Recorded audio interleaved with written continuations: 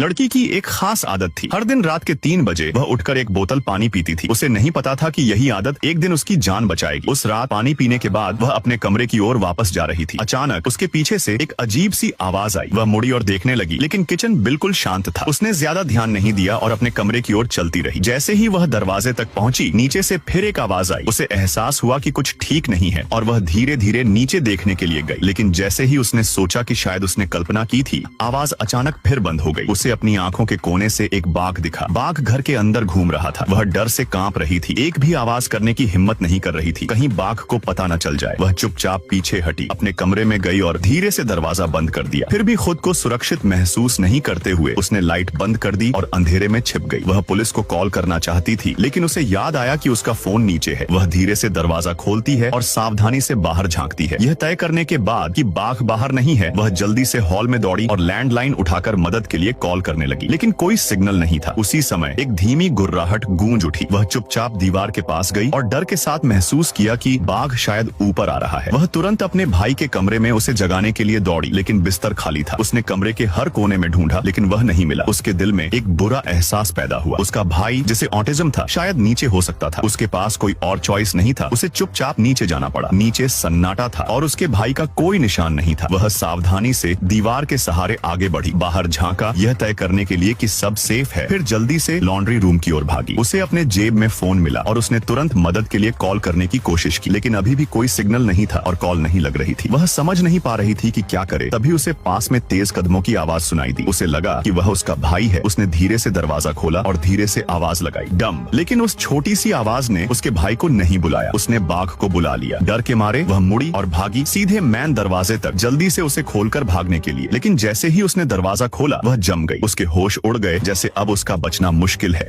और फिर video like करने पर पार्ट 2 मिल जाएगा।